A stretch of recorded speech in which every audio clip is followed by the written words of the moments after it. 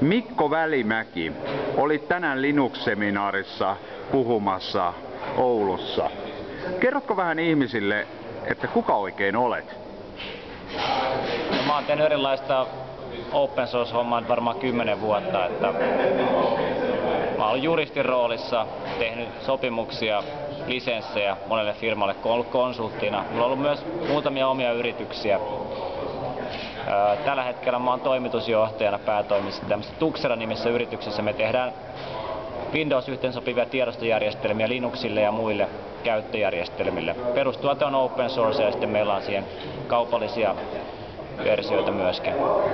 Tänään täällä Ixonoksen seminaarissa toi otsake, minkä alla puhuit, oli Open Source and IP Licensing. Open source on varmaan katselijoille tuttu, mutta mitäs toi IP sitten tarkoittaisi?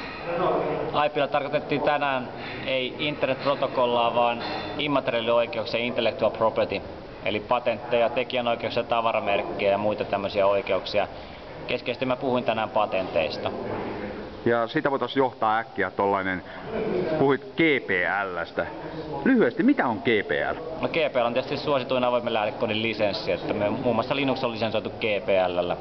GPL:n ehdot on aika pitkälle tämä open source määritelmä, että lähdekoodi pitää olla auki ja saa levittää ja käyttää vapaasti.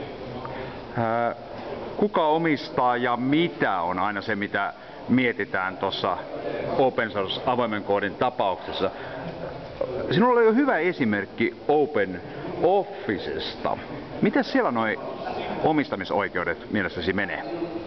No se esimerkki, mikä tänään käytiin läpi, niin se oli lähinnä otettu tuosta Jonathan Schwartzin blogista. Jonathan Schwartz oli Sun Microsystemsin toimitusjohtaja. He ovat tehneet tätä Open Officea ja heillä on siellä nämä tekijänoikeudet. Ja sitten siellä oli hänen blogissaan pari päivää sitten juttua, kun hän kertoi Microsoftin Bill Gates ja Steve Ballmerin tulleen Piilaaksoon Sunin toimistolle ja siinä vaiheessa Open Office oli kasvanut jo Microsoft Officelle selväksi kilpailijaksi ja ensimmäinen asia, minkä Bill Gates sanoi pöydässä oli sitten, että me muuten omistetaan tämä toimisto-ohjelmien markkina. Meillä on ihan hirveästi patentteja, joka kattaa kaikki toimisto-ohjelmat.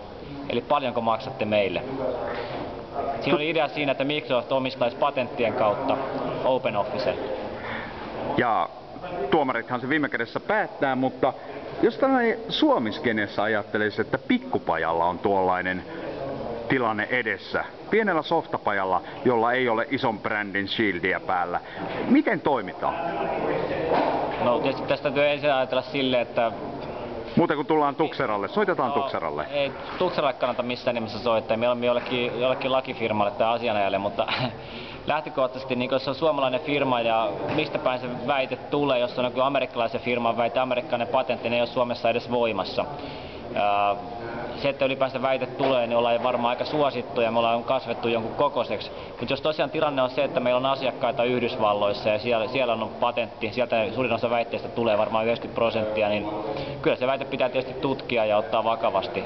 Reagoimistapoja sitten on monta erilaista, että voidaan yrittää muuttaa tuotetta, neuvotella sen kanssa, unohdetaan koko väite, jos se on ihan niin kuin perätön. Suuri osahan niistä on semmoisia, että niistä selvitään ihan vastaamatta tai yhdellä vastauksella.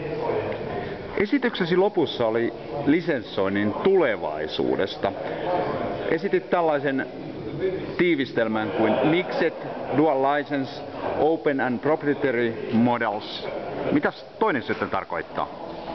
No siinä oli lähinnä niinku yhteenveto tästä open source lisensoinnin tulevaisuudesta niinku bisneksen näkökulmasta ja mä nyt peilaan tähän Tuxeraan meidän nykyiseen firmaan, niin me tehdään bisnestä sillä tavalla, että meillä on semmoinen yksi versio open source ja Linuxin NTFS-ajuri, sitten meillä on muita tiedostojärjestelmiä, NTFstä parempi versio, meillä on exFAT-tiedostojärjestelmä, johon meillä on Microsoftin kanssa sopimukset, meillä on patenttilisenssit heidän kanssaan.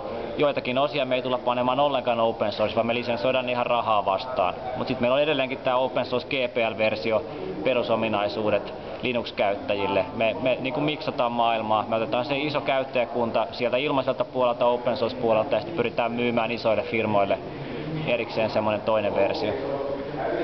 Tuo koskee softaa, mutta tähän loppuun kysymys. Mitä ajattelet Creative Commonsista? Creative Commons, no se on tää open source, avoimen lähdekoodin lisenssiä vastaava malli sitten tehty teksteille, videolle, kuvaan, kaikkeen tämmöiseen muuhun mediaan. Se on tullut tosi suosituksi viime vuosina. Mun mielestä on ihan kannatettava hanke ja hyvin vaikea nähdä siinä mitään negatiivisia puolia. Esimerkiksi nyt jos menee Flickrista hakemaan kuvia ja siinä on Creative Commons-lisenssi, niin siinä on selkeät käyttösäännöt ja sitä pystyy käyttämään omissa esityksissään. Toinen tilanne, kun hakee randomilla jonkun kuvan jostain netissä, ja aina epäselväksi, että onko tekijällä jotain oikeuksia siihen ja millä ehdolla sitä saa käyttää. Creative Commonsissa nämä käyttösäännöt tulee selkeiksi. Kiitos Mikko.